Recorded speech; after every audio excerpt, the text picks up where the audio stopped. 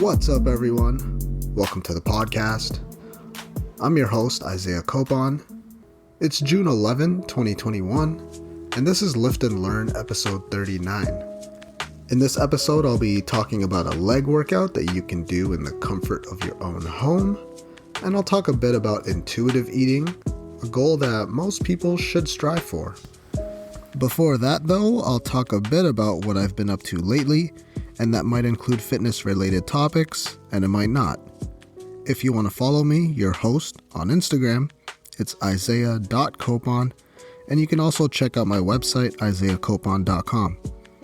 The podcast is on Instagram, at Lift and Learn Podcast, on Twitter, at Lift and Learn Pod, and also on Facebook. You can just search Lift and Learn Podcast. With that being said, let's get into it. Let's start off this week with some playoff hockey coverage. I actually can't believe the Montreal Canadiens swept the Winnipeg Jets earlier this week. That could have been you, Maple Leafs, but you just seem to choke every damn year.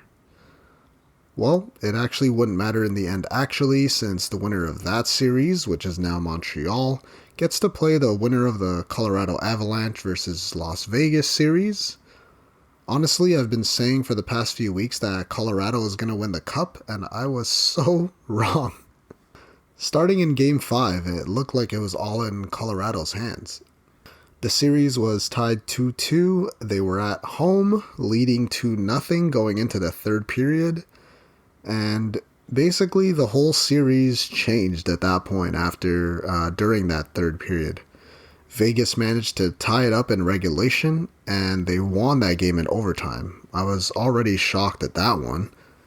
So Vegas was up 3-2 in that series now, and Game 6, they're at home, they dominated. I watched that game last night, and Vegas just constantly put that pressure on the Avs. I think the final score was 5-3 for Vegas, and they ended up winning the series, advancing to the West Finals. Personally, I don't like the Vegas team, but they don't really have a true, elite player, so they definitely seem to play pretty good together as a team. Like Marchessault, Pacioretty, and their captain Mark Stone, they're doing really well. Their defensive pairings are also really good with Martinez and Pietrangelo.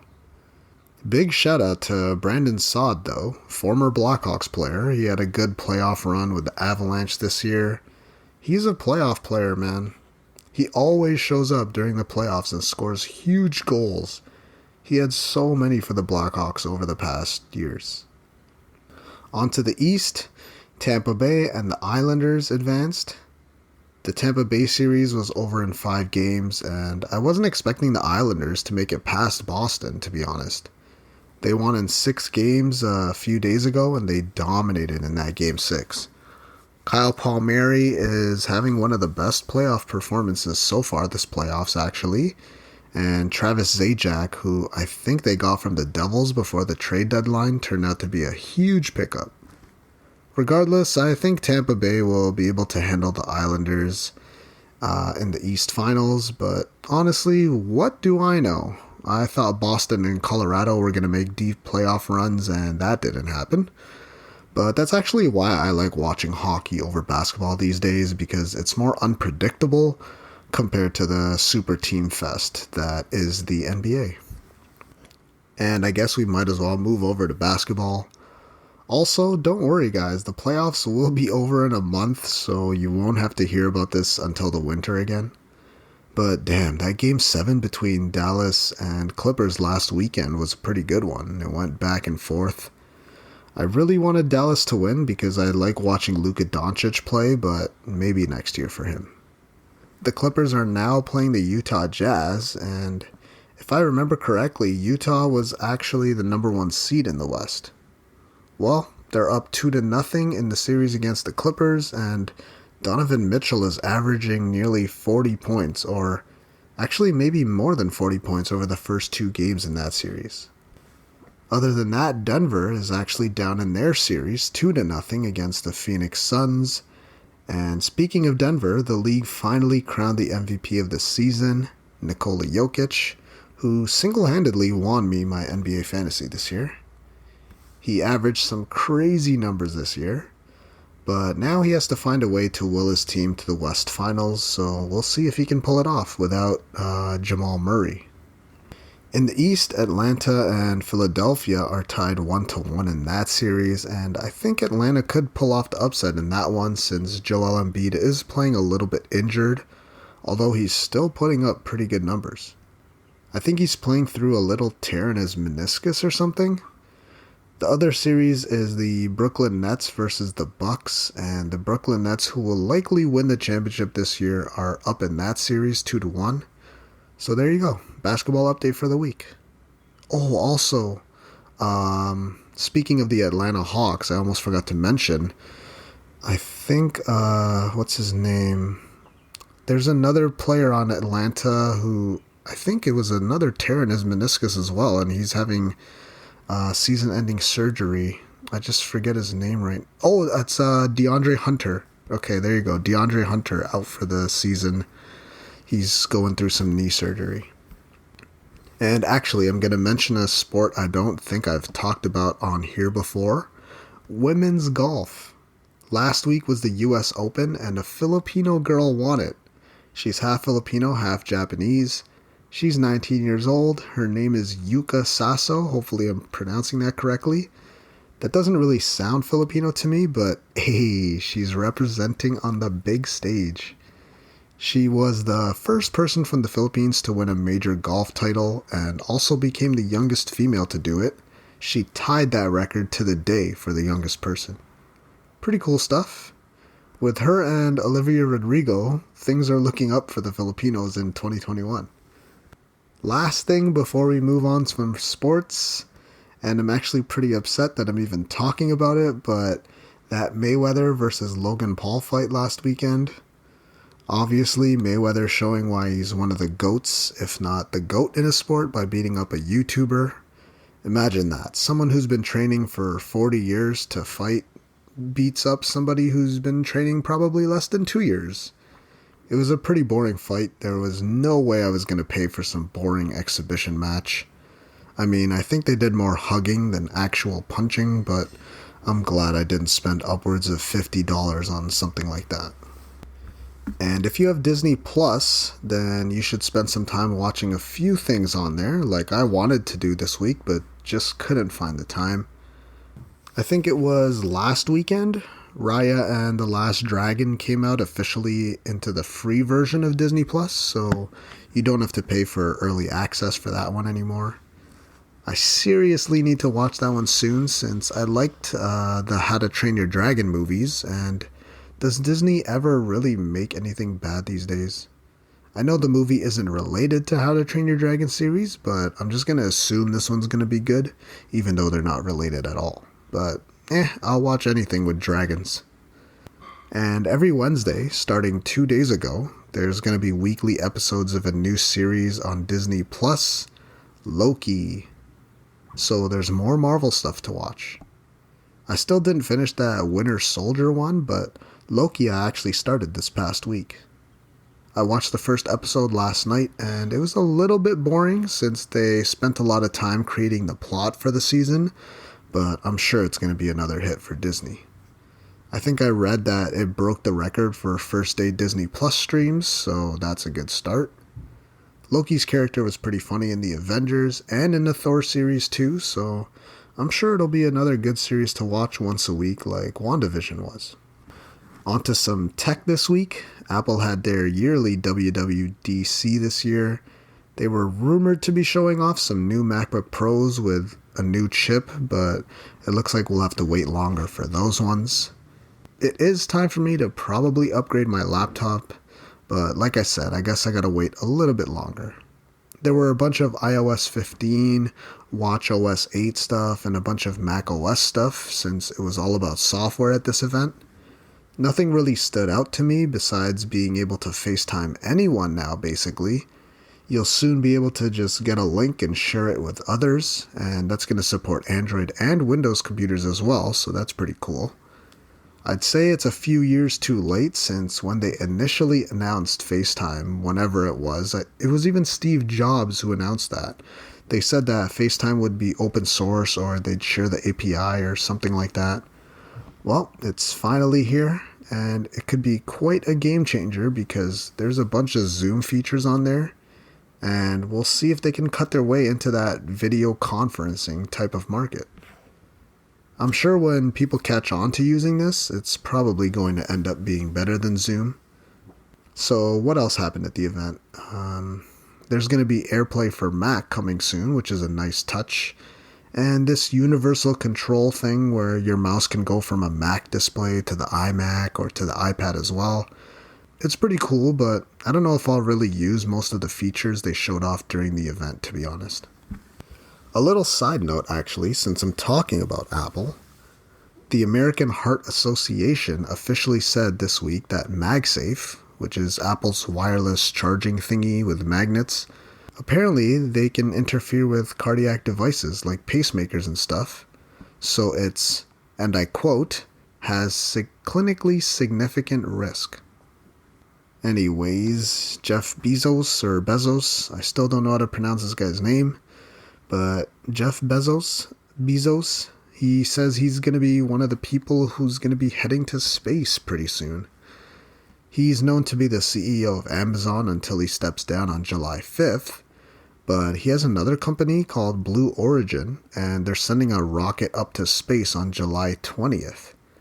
So yeah, he says he's going to be on that rocket along with his brother, Mark, and they're going to do this after 15 successful test flights happen beforehand. So this rocket is actually going to come back to Earth, actually, so he's not leaving forever or something. It's a 10-minute flight that goes a bit more than 100 kilometers away from Earth into space, and then it'll come back to Earth before it goes into orbit. That's it, really. Alright, on to some real-life events now. My mom's second vaccine dose was pushed up this week. I think she was supposed to have it in early August or something, or late August maybe, and she got it pushed up to July, I believe. So that's a good sign that we have enough supply, and should be a sign that more people are getting fully vaccinated quicker than anticipated. I think she got hers moved up about 6 weeks earlier. My second dose is in early September, and next week it looks like I'll be able to move my date up as well, so I could actually get it before the end of July too, which would be awesome. And if you're listening to this on day one of its release, that's Friday, June 11th, Ontario has finally moved into phase 1 of their reopening plan. This is coming actually 3 days earlier than expected, so it's good to see that they seem to be trying to open things quickly as long as our COVID trend stays on the decline. This means things like larger outdoor gatherings, patios, and some non-essential retail stores will open at 15% capacity. More than 70% of the population now has at least one vaccine dose, which is also good to see. And I believe gyms can't open until phase 3 of the reopening plan, so I think that means we could be seeing the gyms open in 4 to 6 weeks or so. That'll give me more than enough time to prep for my first session in there and make sure that my shoulder is working properly. But up until the gyms do open, I got into a new routine this week. I've been playing basketball as soon as I wake up, basically around 8 usually. I have this court near me, it's like a 10-minute walk away, and I just shoot for a bit and get some cardio in first thing in the morning. And I've been using this Nike Home Court app, and it tracks everything you do and records the session too. So when I go to the courts, I take 100 shots at least, and then since I bring my tripod and record, it records everything I do and it puts it on the app and actually saves the video on the app, and I can go back and watch it and stuff. It's pretty cool. When they first announced this, I think it was also at WWDC actually, now that I'm really thinking about it. I think it was Steve Nash who was showing it off, and it was mainly a basketball app at that point, but now they've started to branch out into other sports and even other kind of exercise in general. Since I've been upping my fitness lately, now that my body is finally feeling good again, I've been doing some exercises on there actually. They're only usually 2 to 5 minutes long. That could be being in a squat and shuffling around or dribbling a basketball with both hands. It's actually pretty cool, and I've added that kind of activity that I enjoy into my days lately as well. I mean, it's been really nice outside, and this week has actually been super hot. I think it's been averaging like 32 degrees Celsius over here, which is great since we're finally getting real good weather. But it's definitely on a hotter side, and that's part of the reason why I play basketball in the mornings, because it's not too hot at that point yet, but it's still hot enough to just be in a tank top even when it's 8 a.m. Alright, let's just get into the topics for this week. That's enough rambling. Topic 1. What's a leg workout you can do at home?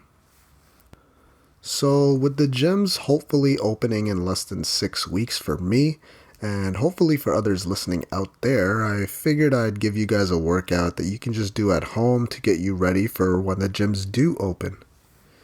You don't just want to be sedentary, which is just sitting around and lying down all day and all that, and then just show up to the gym and then just hope that you're ready to squat again. I mean, properly and without it being difficult to even do a bodyweight squat. Now, usually people will just sit around since the gyms aren't open, but if you do plan on going to the gym when they do open and your body has been just stiff and not moving for a few months, this is what's going to happen that first session back. It's going to suck. You're going to feel or be weaker. Your body might be cracking throughout the workout, and those aren't necessarily bad cracks, but it's like a creaky door. Like, you haven't had to move that way for so long, so now doing those exercises you used to be familiar with just seem to feel weird. But of course, it's going to be difficult the first time you get back into the gym regardless, but you can make it a little bit easier on yourself. And when you do get back to the gym, you probably should lower your expectations a little bit. You can't just go into the gym and expect to be lifting the same weight you were beforehand. If you've been working out for the past few months, you'll still have to back off the weights, even at least a little bit. And if you really haven't been doing anything indoors or outdoors, and you're planning on going to the gym, then it's best to start right now. Start today and start getting your body in shape even before that. That way, when you get into the gym, you won't be shocking your body into doing all of these foreign movements. At least, if you're doing something to prepare your body for exercise, you won't be setting yourself as far back as you would if you were just using the time off to just relax and not do much activity. When it comes to your gym strength, you'll probably find that the weights are heavier or you're just a little bit weaker than before, and that's okay and normal. The bottom line is that you'll gain that old muscle back pretty fast because of muscle memory. So you building back to where you were when the gym's closed is going to take a lot less time than building completely new muscle and strength. Like, if it took you 2 years to get from a 135 pound bench to a 225 bench, and then when you get back into the gym, you're not as strong. So let's say you're all the way back to doing 135 pounds again on bench, back to your starting point basically. It won't take another 2 years to get back to 225 again. You have that muscle in you already, and it should only take a few months to get back to where you were beforehand. So to prevent all of this weakness and stiffness, it'd be a good idea to start working out now so that you don't completely shock your CNS, your central nervous system, the first time you get into a gym again. The more you do now, the more you'll be growing and stimulating and making sure that muscle you currently have doesn't just waste away due to inactivity. Start today and you won't be setting yourself as far back as you would if you were just inactive, like I said.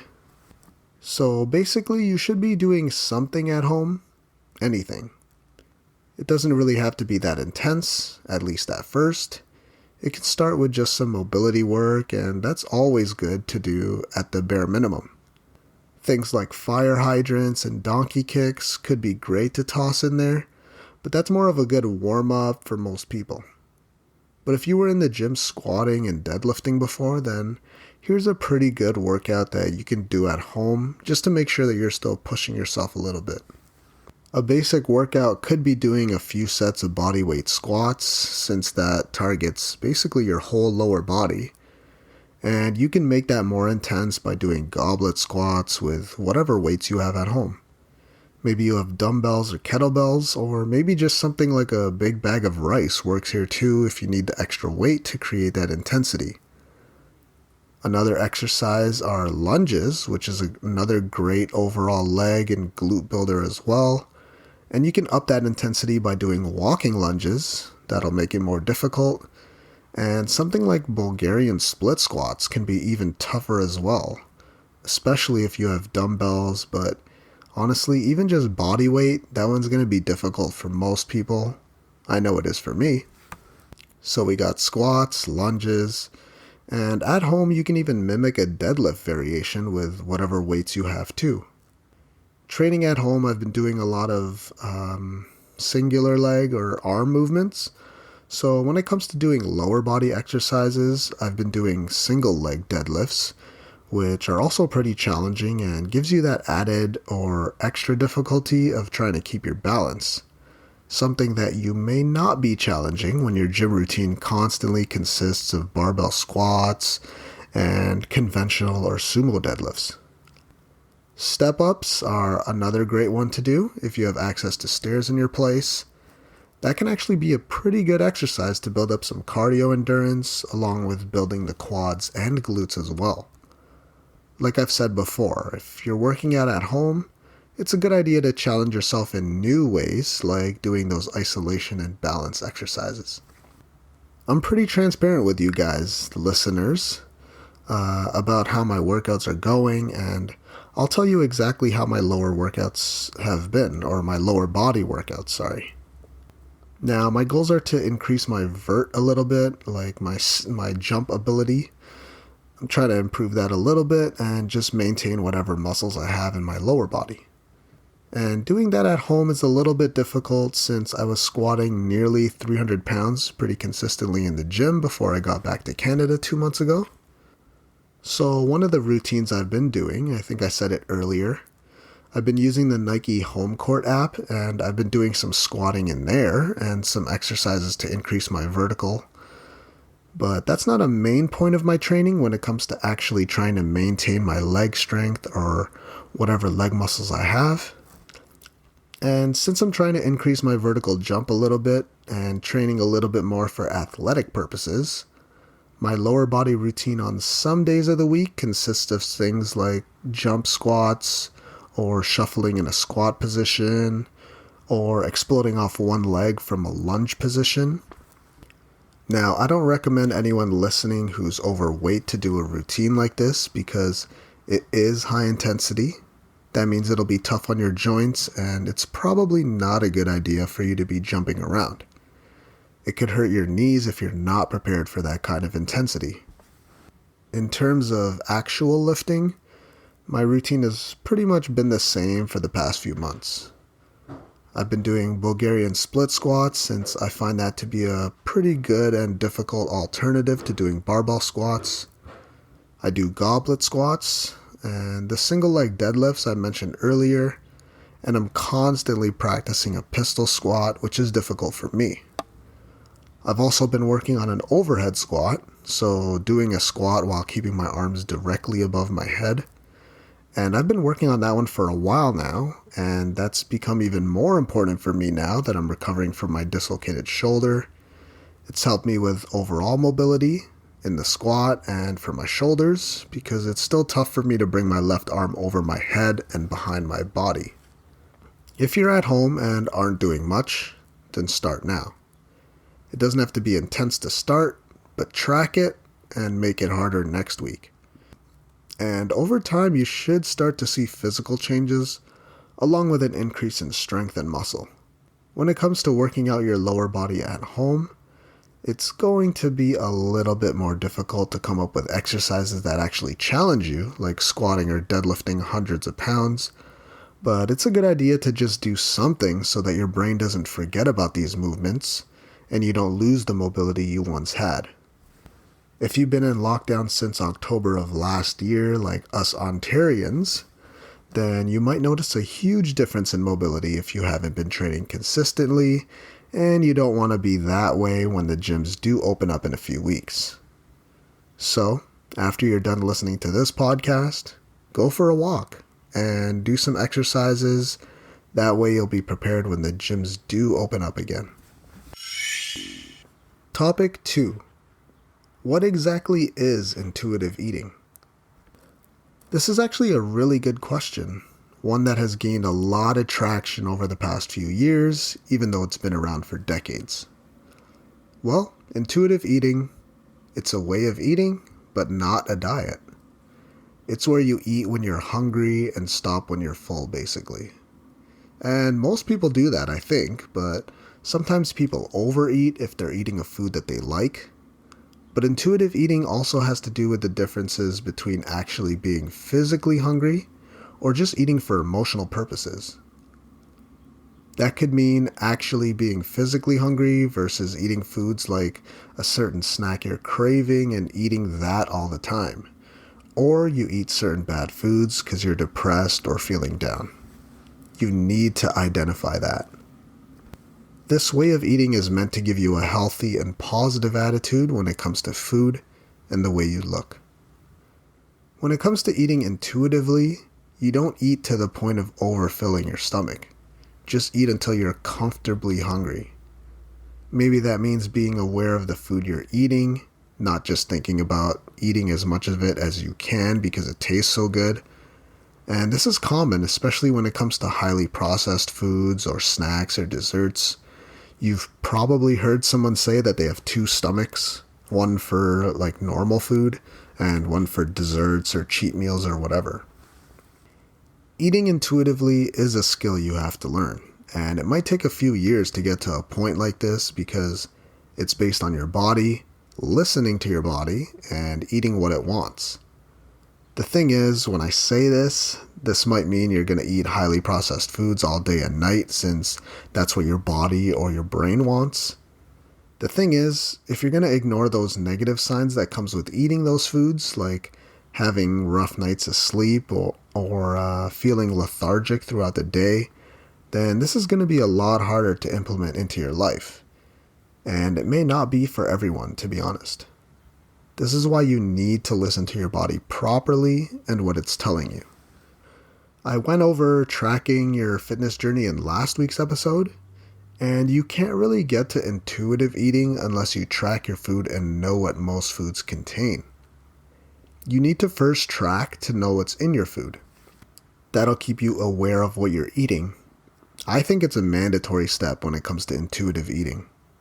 The amount of times I've had people ask me what a carb or protein or fat is, and then they tell me they want to eat intuitively because they read about how good it is online or something.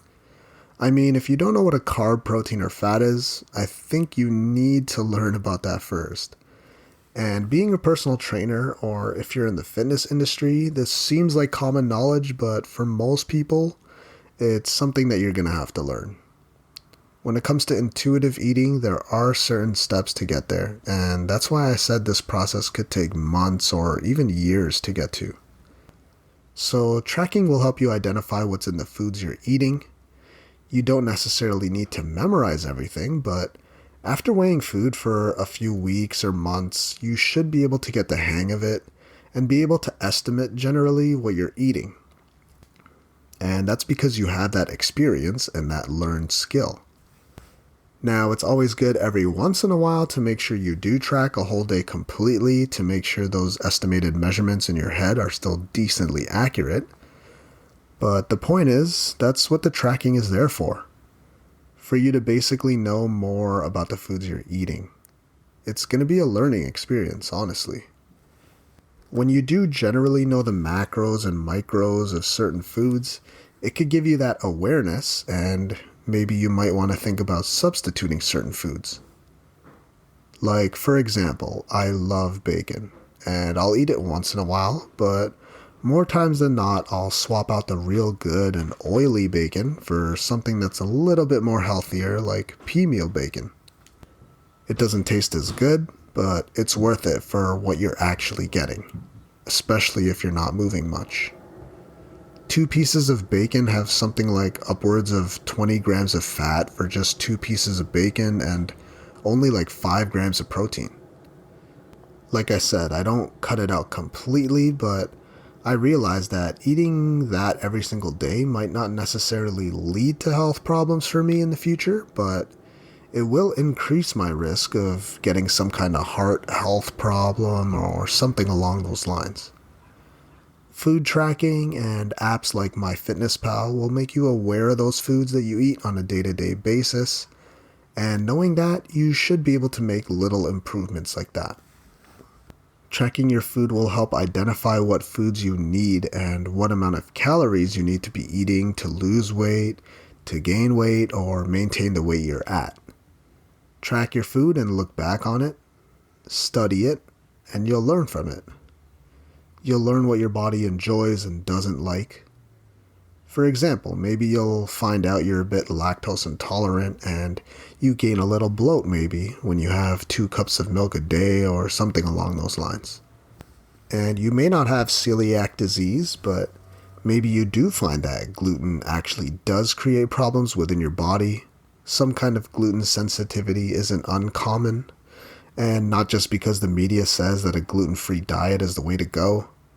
You need to find out how food reacts with your own body.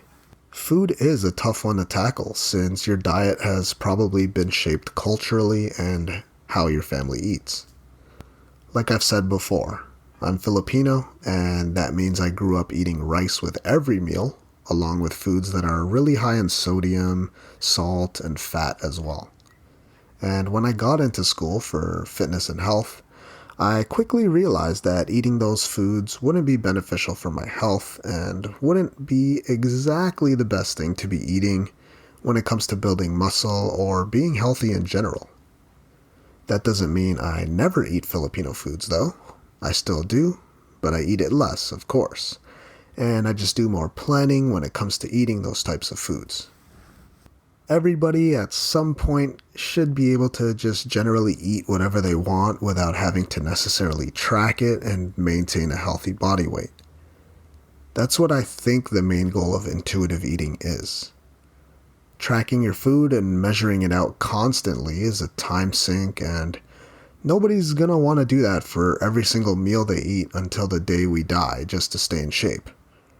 Realistically, it's not gonna happen. So you want to get to a point where you can eat whatever you want basically and still maintain a healthy body weight. And it could take years to get to something like this intuitive eating. Of course, something to remember is that one meal is not going to be the difference between you being healthy or unhealthy. It's what you're doing the majority of the time. So if you eat healthy and with proper portions 9 times out of 10, you're on the right track. And if you have a cheat meal every once in a while, you should be able to maintain a healthy body weight as long as you don't go completely overboard. If you are finding it tough to not overeat, then you gotta slow things down. Be aware of what you're eating and stop thinking of the next bite. Focus on what you're doing, and a tip that can help you is maybe don't eat in front of the TV, where you can just absent-mindedly be stuffing your face. I could have gone through the 10 basic principles of intuitive eating, but there's no need. Eat when you're hungry, stop when you're 80% full, eat your vegetables, have proper portions, cut down on highly processed foods, and don't eat with your emotions. Meaning, don't just eat bad because you hate yourself or your body. Doing that will only make the problems worse, and you need to realize that. Of course, if you're exercising, then this will help you be at a place where you're maintaining a healthy body weight, and maybe you don't have to be super obsessed about having to hit a certain amount of macronutrients and calories for every single meal. Life and diet will fluctuate. It wouldn't be good to eat the same thing every single day. Yeah, there's staples in your diet, but you should be rotating certain meats and foods and protein sources out for others so that you're eating a diverse diet and getting all kinds of gut bacteria from all sources, mostly whole food, hopefully. Ultimately, intuitive eating is a good end goal for most people, I think, to create that body positivity and to just enjoy foods without constantly restricting yourself forever because of certain body goals you're trying to achieve. And that concludes episode 39 of the podcast. Thank you for listening. If you really enjoyed the episode or my podcast as a whole, then please leave a review and comment on iTunes or whatever your choice of podcast platform is. Also, if you haven't already, you should hit that subscribe button because I'll be releasing episodes every Friday. If you want to follow me, your host, I'm Isaiah.Copon on Instagram, and you can also check out my website, isaiahcopon.com. If you want to follow the podcast, you can check out @Lift and Learn Podcast on Instagram, and there's also a Facebook page if you just search Lift and Learn Podcast. Again, thanks for listening, and be sure to tune in next week with another episode where I'll be talking about the benefits of yoga and the importance of hydration, especially during the summer months.